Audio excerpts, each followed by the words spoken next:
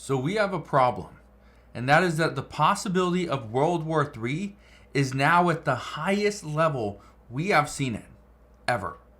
What is happening right now is that the United States is increasing tensions with Russia, with China, with North Korea, and even Iran. But what is really troubling about everything that's going on is that the United States and the Biden administration don't seem to be backing off. We just keep putting more pressure and increasing tensions between all these other countries. Now today I want to address what's going on, what just recently happened, and why Russia is threatening the United States. Because what Russia previously told the US was do not provide weapons to Ukraine. Do not provide weapons that would attack Russia on Russian soil. And guess what? The Biden administration not only gave Ukraine weapons, but also gave Ukraine the green light to use those weapons within Russian territory. So, what's happening at this time is Russia is actually increasing these threats, but at the same time, the US, again, is not backing off. So, I want to break down what's going on at this time, why Russia is a threat, why North Korea is now a threat, or a bigger threat, China is still a threat, and then Iran, well, we still haven't got out of that one. So, I'll break all this down in just a moment, but all I ask is one thing. It takes 2 seconds. Go ahead, hit that like button if you enjoy these daily updates, and now let's begin.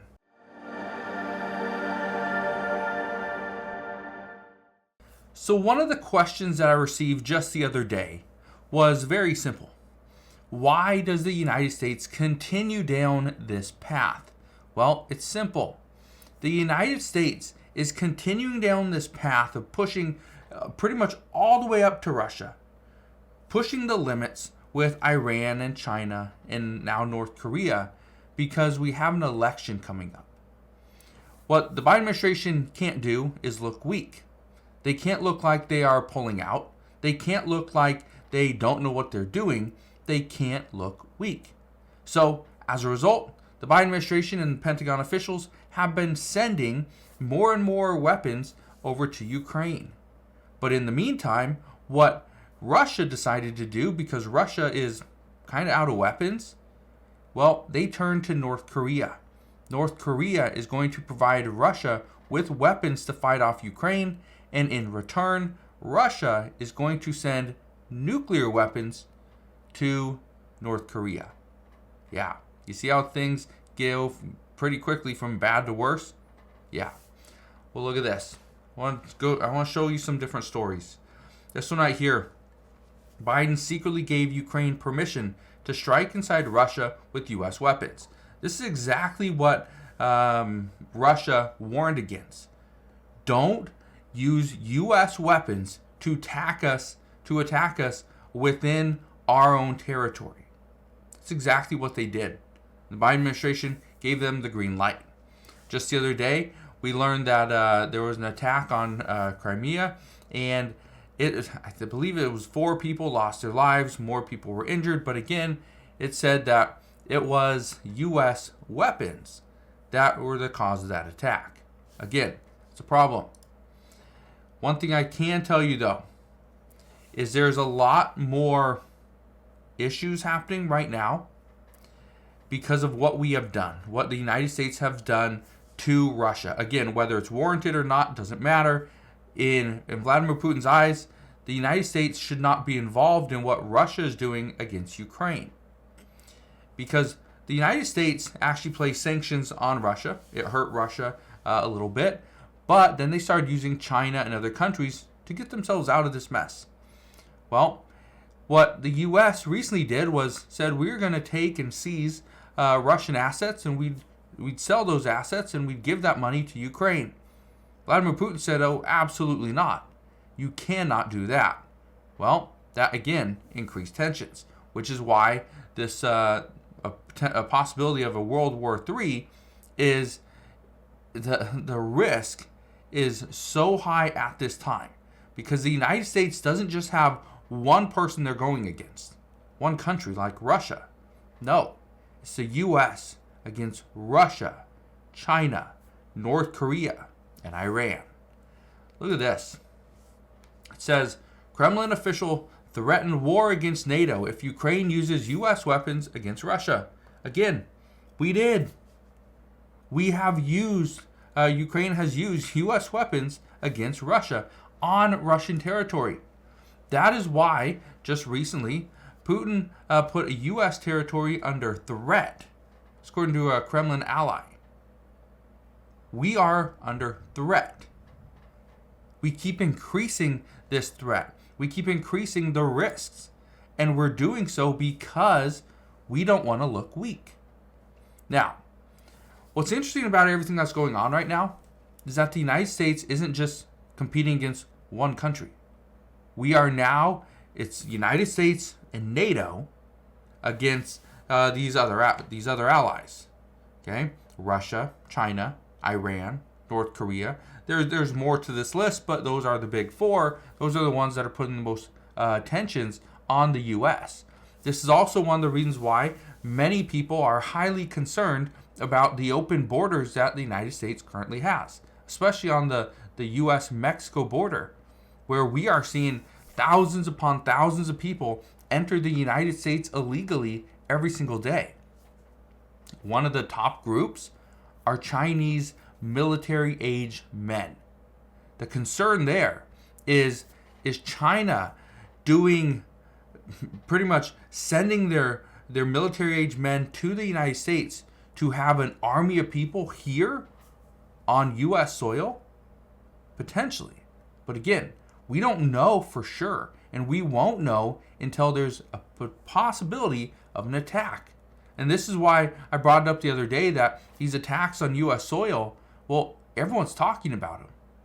And it's not just the potential 9/11 or Boston Marathon bombing. That's not what everyone's discussing. There could potentially be a cyber attack, could be a physical attack, there could be an airborne attack, something that comes through space, right?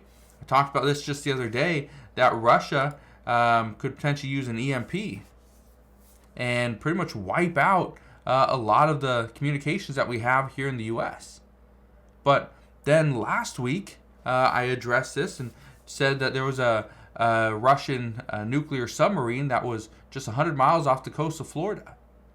The concern, and this is something that many experts brought up too, was that Russian nuclear submarine, now it's kind of dilapidated, it's fallen apart, but if it was in working order and it had nuclear missiles on it, it could potentially wipe out the eastern part of the U.S. Think about that for a second. We'd lose a whole section of the country. Now, I want to show you something, because what's happening right now is that the United States is trying to push Russia to discuss potentially some type of agreement with Ukraine. Well, look what Russia is open to. They're open to dialogue, according to the Kremlin. It says President Putin recently signed a defense agreement with North Korea, said he might reconsider Russia's doctrine on nuclear weapon use. But again, he's open to dialogue with the United States. Now, I bring this to your attention for one main reason. That the United States wants to end this war between Russia and Ukraine. It's hurting Europe. It's hurting gas prices and grain prices. Prices across the world have gone up because of this one war. This war has gone on for years. Some people didn't expect it was going to last more than a couple months. But again, it's gone on for years because Russia has gotten help from their allies. Ukraine has gotten help from the U.S. and from Europe. So, what does this mean moving forward? Well, if we don't end this war between Russia and Ukraine soon, well, there's going to be more issues. The tensions will still stay high. And all it takes is one miscommunication or a miscalculation, and that will start World War III. So, how do you prepare for this? Well, you don't really prepare for a world war. You can go and buy water. You can go buy additional food. You can make sure things are ready to go in your home just in case of an emergency. But how do you prepare for something like this? You don't really do it. This is also one of the reasons why Many experts believe that the U.S. House of Representatives voted to include and make it automatic that all men age 18 to 26 are automatically registered for selective service. And this is why I brought this up before, that if all men are automatically registered for selective service, all women are either likely going to be automatically registered, or it will be a felony if women age 18 do not register for selective service. So again, a lot of stuff is happening right now. I don't know which direction the U.S. is headed. I don't know for sure if we will head into a world war. The one concern is that we will, but let's hope it doesn't happen. So, as soon as we get more information on this, I promise I'll bring you all the latest news and updates. But as of today, that is what we know, that the U.S. is almost backing itself into a corner because of what we are doing for Ukraine against Russia, what we are doing for Taiwan against China, and what we are doing for Israel against Iran. So again, the U.S. isn't directly involved, but at the end of the day, all the other countries say the U.S. is the reason for all these problems. So, as I said, thank you guys for watching. Consider subscribing, and I'll see you guys on the next one.